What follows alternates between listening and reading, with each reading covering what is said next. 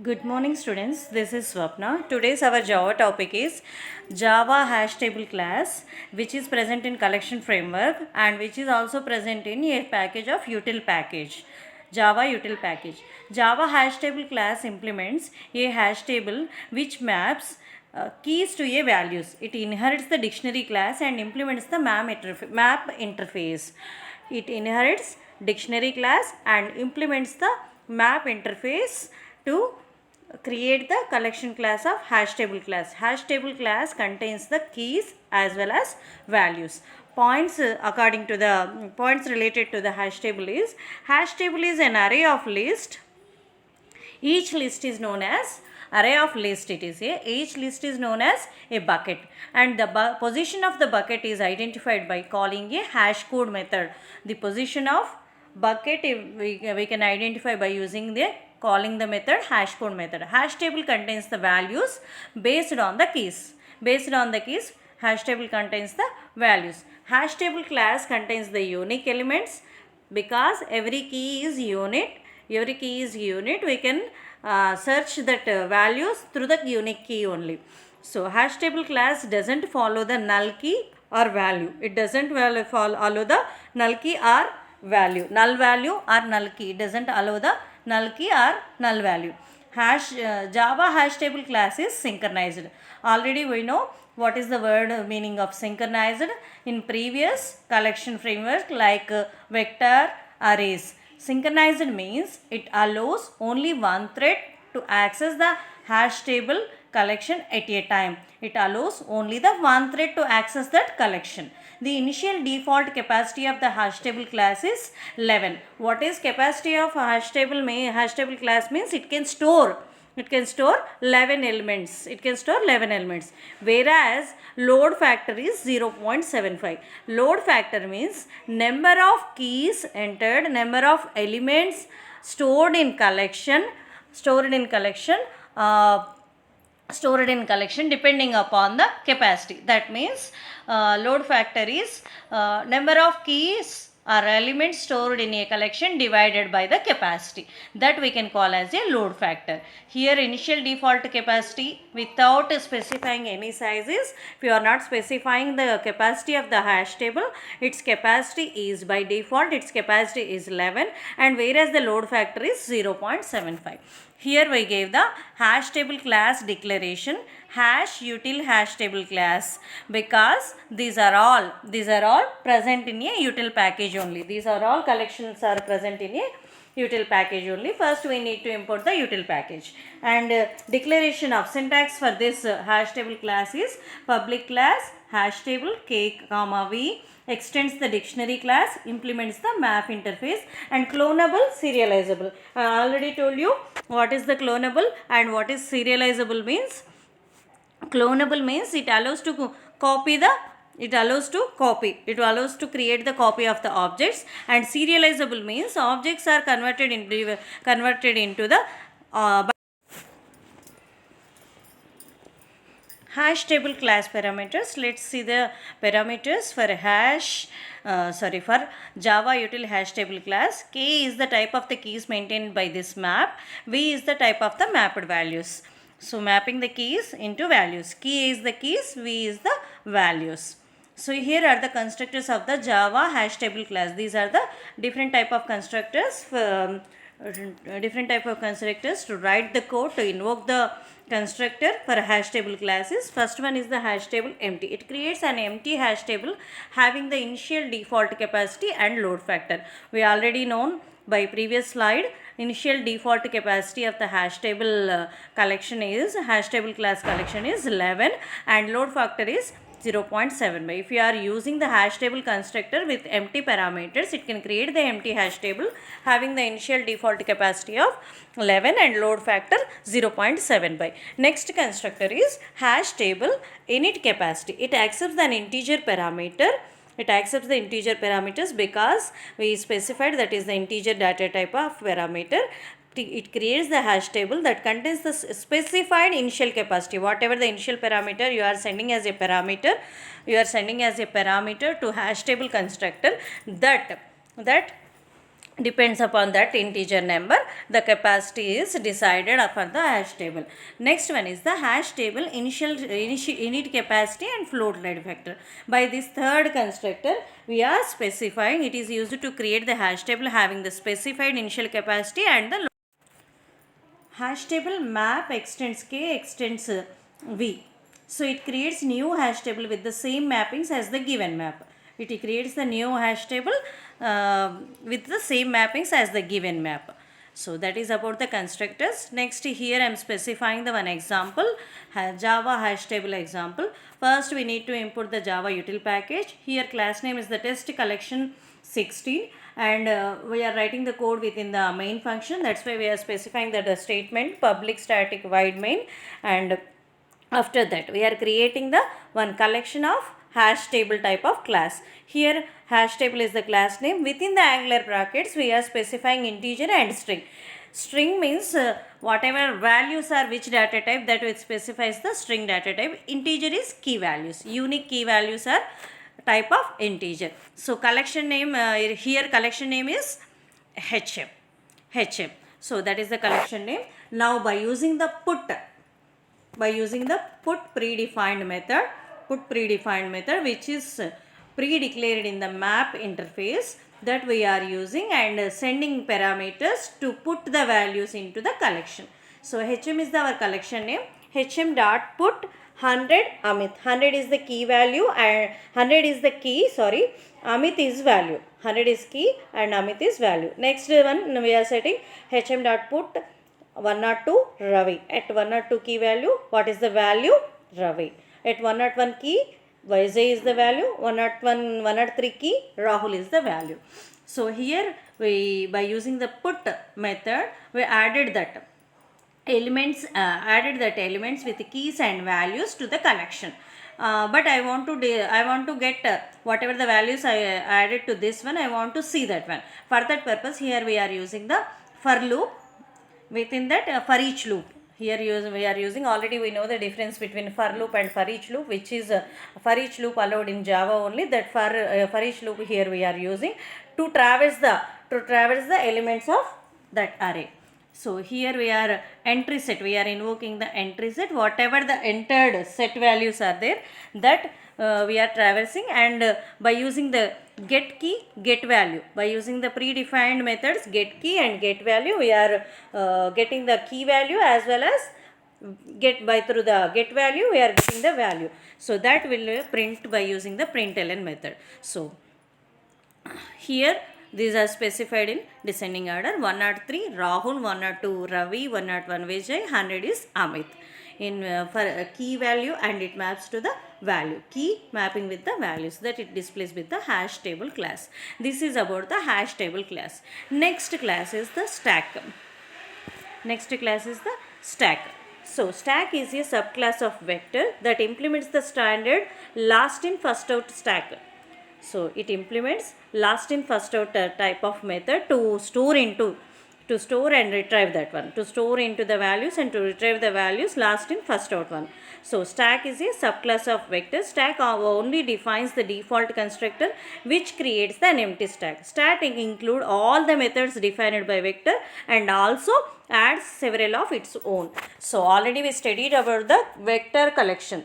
Vector class collection is also having the collection frame methods, also it are having the other methods which are related to the vector, because vector is a legacy class. Here stack is also subclass of the vector. That's why it contains the collection frame methods, predefined methods, pre-declared methods, as well as it also adds its own several methods to do the values, to do the operations on stack, like putting the value into the stack and reading the value from the stack. Generally operations allowed in stack is push and pop, to insert the value into the stack and to read the value into the stack.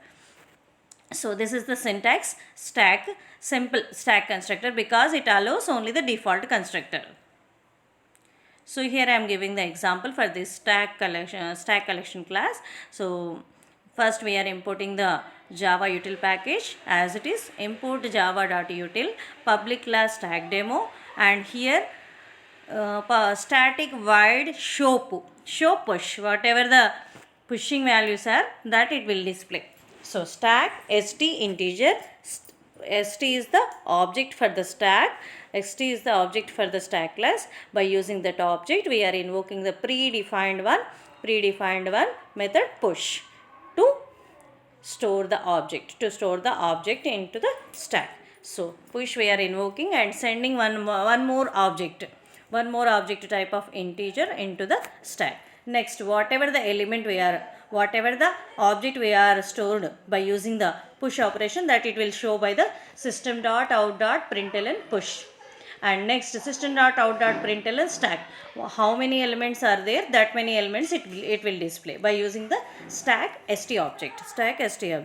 Next one, static void show is to read, that means pop means read. Here static void show pop, system.out.pop means whatever the element you want to read, that one. So that we for that purpose, first statement is whatever the string we need to display on that screen is pop arrow mark. Next, integer type, for that here we are using the wrapper type of classes, integer, and a is the integer is a class, a is the variable for that integer class, and we are popping that integer data type of object. Generally it will used for objects only. System.out.println a means whatever the element we popped, that it prints there. After that, how many elements are present in that stack, that will print by using the system.out.println stack st. So here we are specifying here main code, whatever the methods are there, that we gave the implementation there only within push, pop, and void show push, void show pop, we gave the implementation of that one complete methods. Now we are invoking that one. Here public static void main, creating the st object for the stack. After that, system.out.println simply stack, whatever the elements are there, that objects are we are displaying by using this statement. After that, we are invoking the show push st 42 is the integer type of object that we are sending to the push. And next one, st means already whatever the stack elements are there, how many elements are there, that many elements sending as one parameter, and one more we are adding, whatever the element we are adding, that are also we are sending as a second parameter. Now stack position first, the starting position is nothing is there, that means empty. So 42 we are adding. Next we are adding 66, which in second type of show push, already 42 is there, 66 we are added. Next one, third time, 42 66 already there in the st, now we added 99. After that, we are show pops. First we are so this one is already we told you, this operation is, once again I am repeating, last in first out, whichever last entered into the stack first, whenever you are trying to remove from that collection, first it will come out, last in first out. So last entered element here is 99. So when you did it, show pop, first 99 will come, 66, 42, remaining will also it will print. And if there is empty stack is there, then it will catch the empty stack exception, it will arise the empty stack exception, within that we specified now stack is empty, that it will print. First stack is empty with the arrow square brackets, empty stack is there, push 42, so stack will contain 42 element. Next we did push 66, now stack will contain 42 and 66. Next one is the 99, 42, 66 and 99. First, last one, whichever the element is first and last entered, that we are reading, that we are removing from first. That's why pop 99, remaining stack is 42, 66. After removing the 66 also, only the 42 there. After removing the 42, stack is empty. That's why it is printing empty stack. This is the example for the stack class. Next we are going for the enumeration. Enumeration is the interface, and we said we said in vector class to retrieve or to traverse the elements of the vector collection, we generally vector collection uses iterator as well as the enumeration. Maximum times it uses the enumeration, and sometimes also it uses the iterator. And enumeration and iterator interfaces are used in vector class to traverse the elements of that collection. So this is the enumeration interface. Now I am giving the detailed information about the enumeration with the example. The enumeration interface defines the methods by which you can enumerate. Enumerate means obtaining the elements one at a time. Obtaining the elements one at a time, the elements in a collection of objects. Here elements means objects. Obtaining object at a time from the particular collection. The methods declared by the enumeration are given here with the description. Boolean has more elements is the first method. When implemented, it must return the true, while there are still more elements to extract and false when all the elements have been enumerated. If there is still more elements are there to enumerate, to read that one, to obtain that one, then it returns the state true. That is Boolean data type. Boolean data type contains only the true or false. If there is some more elements are there to extract next, then it will returns true value. Next one is the object next element. It returns the next object in the enumeration as generic object reference. So starting when we are studying about the array list collection frames, when the collection frames are now generic, and we will specify why we are specifying as a generic. In previous type of non-generic collection frames and legacy classes, no, they are not specifying the object, they are not specifying the data type of objects which they are going to store in the collection. In generic type, now all the Java versions collection frames are generic type. Here we will specify which type of object we are going to store into the collection at the time of creation only. So that means if this returns the next object in the enumeration, then if the next object in the enumeration is there, that it returns that element. So that is the use of object next element. So next one is the example program for the enumeration. Import Java util vector and import Java util enumeration. Public class enumeration tester is our class name. Instead of specifying asterisk, in this example they imported the particular class as well as particular interface which are used to generally we will use for retrieving the or traverse the elements. So code is written in the public static void main. So public static void main, after the class creation, public static void main is the main statement. Next, enumeration days. Already we know enum will act as a data types, enumeration will act as a data types. So enumeration type of data types, one variable is there, days. Days is the excuse me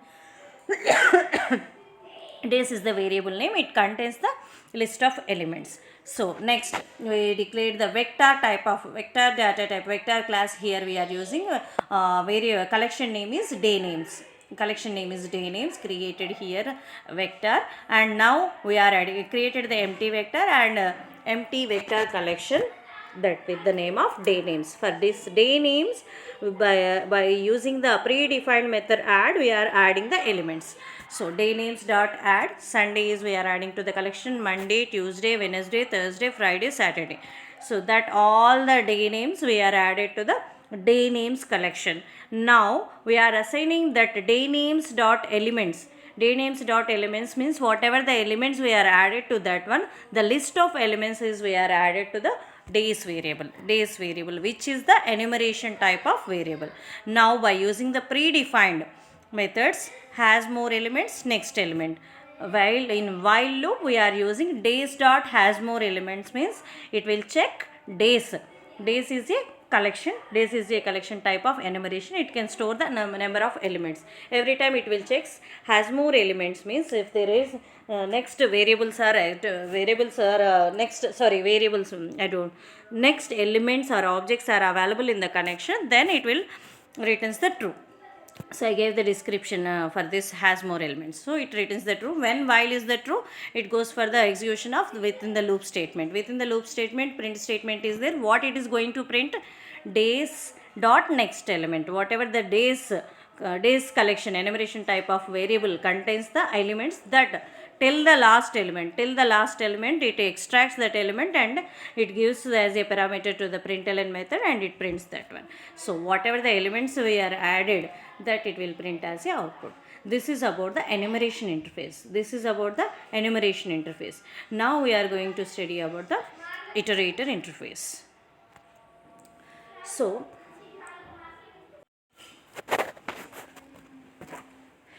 iterator is a universal iterator. We can apply it to the any collection object. By using the iterator, we can perform the both operations, read and remove. It is an improved version of the enumeration with additional functionality of the removability of the element. Iterator must be used wherever we want to enumerate the elements in all collection framework implemented by the interfaces like set, list, queue, dequeue, and also in all implemented class of map interface. So where we can use iterator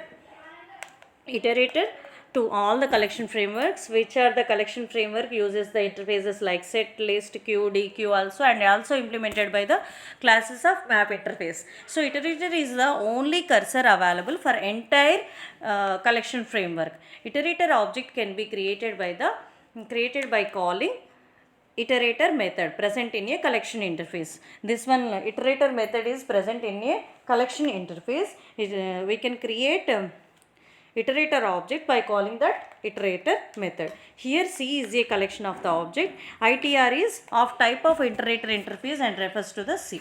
So iterator ITR is equal to C dot interface. C is a collection object. Iterator is a small type of iterator is a method. We are calling that iterator, that we are adding to the object of iterator type of class. Iterator interface defines the three types of method. Boolean hash next. If the returns the next element is in the iteration, then it returns true, otherwise it returns false. Object next means if the next element is present in the iteration, then the method called once for one call to next. So that elements are retrieved and iterator. Public void remove. Next remove method can throw into two exceptions: unsupported operation exception, illegal state exception. If the remove operation is not supported by this type of iterator, unsupported operation we can call. Illegal state exception means if the next method has not yet been called, or the remove method has already been called after the last call to the next method. So then it can give that type of exception. Syntax for this remove method is public void remove. Limitations of the iterator is only forward direction iterating is possible.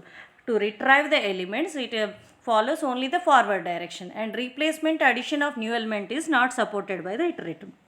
Iterator main work is retrieving as well as removing. So to retrieve and remove only forward direction is possible, and replacement or addition of the new element is not supported by the iterator. That we can call as the limitations of the iterator. So that is about the iterator. Next we are going to read about the string tokenizer in Java. String tokenizer in Java. The java.util string tokenizer class allows you to break a string into the two tokens. It is simple way to the break string. It does not provide the facility to differentiate numbers, quoted strings or identifiers, etc. It does not provide the facility to differentiate the quoted strings or identifiers or numbers. So it simply allows to break the string into the tokens. Constructors of the string tokenizer class are three types of constructors are there for this string tokenizer. It creates the first constructor string tokenizer. Parameter is string str. It creates the string tokenizer with specified string. Whatever the string you want to tokenize, that string we can send as a parameter within the first type of constructor. Next one, string tokenizer with the parameters of string as well as delimit. Here it creates the string tokenizer with specified string and delimiter. Delimiter means how many elements you want to, how many characters after this you can split that string. to make as a tokens. String tokenizer, string str, string delimiter, boolean, return value. So here it creates the string tokenizer with a specified string, delimiter and return value. If return value is true means delimiter characters are considered to be tokens, and if it is also false, delimiter characters serve to separate the tokens. So whatever the element, sometimes within the string we are giving 1, 2, 3, 4 as a string. So within this first parameter is string is 1, 2, 3, 4. Second parameter is delimiter.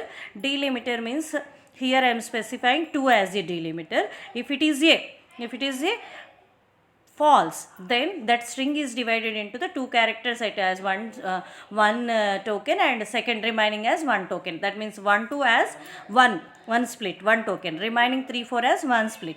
If last one boolean return value, if it I am making as a true means it will split that string at the character of 2. My string is 1, 2, 3, 4. At the character of 2, it will split as a one token, and remaining will split as a one token. Instead of that, if I am specifying 1, 2, 3, 4, 5, 6. 1, 2, 3, 4, 5, 6 is the my string, that is the example. Delimiter I am specifying 2, and boolean return value. Boolean return value is false. That means it will tokenize the string after the two characters. 1, 2 is one token, 3, 4 is one token, 5, 6 is one token. Otherwise, if the return value is true, delimiter character is also considered to be a token. That means at the 1, 2 it will split the string completely into 1, 2 as a one token, remaining 3, 4, 5, 6 as a one token. So this is about the string tokenizer, and these three types of constructor so we can use for that. And methods of the string tokenizer class. 6 useful methods of their string tokenizer class as follows. Public method, these are the methods, and descriptions. Boolean has more tokens. Check if there is more tokens are available. It will check and sends the return value as a true or false. Has more tokens are available, then it sends true. If no other tokens are available, then it returns false. String next token, it returns the next token from the string tokenizer object. After the token splitting after splitting the string, it will reads that one every time. Next token, it reads that token. Next one, string next token, string delimiter. It returns the next token based on the delimiter. Within that token also, it retrieves that string based on the delimiter. Boolean has more elements, same as the has more tokens method. This one also we can use has more elements. Next elements, it is same as it is works as a next token. Instead of next token, we can use next element, or instead of using has more elements, we can use the has more tokens. Object next element is same as it is, and int count tokens returns the total number of tokens. It returns the total number of tokens. Simple example for the string tokenizer class. Let's see the simple example of string tokenizer class that tokenizes the string my name is Khan on the basis of white spaces. Here delimiter is white spaces, and string is my name is Khan. So Java util string tokenizer, we are importing here directly class Java util dot string tokenizer class, and whatever the class here we are creating is simple public static void main string arguments. So for the string tokenizer, we are giving the collection name st, and with the parameter here what we are spending two parameters. First one is the string, second one is the delimiter. Delimiter is white space, string is my name is Carl. So to retrieve that one, we are using the predefined method has more tokens next token. While has more tokens means if there is next token to extract to read, then it returns as a true. First, whenever we are stacking, already there my name is Khan, complete string is there. So there is strings, so it will sends return. System.out.println invoke, within that parameter invoke is next token. Whatever that next token is available, whenever we are starting, my is the token. Delimiter is white space, that's why it takes my as one token and prints at the output. First one my. Next, once again it will check has more tokens. name is Khan is there, that's why it returns the true. So again it is going into the loop, system.out.println, again it invokes the next token, then next token available is after the my name, after that is, after that Khan, after that has more tokens. When it will checks, it returns false because there are no tokens to extract, to read. It will become returns the false, then it will come out from the while loop. So whatever till now printed is my name is Khan. This is about the string tokenizer class. Today's class is over by this class. Thank you.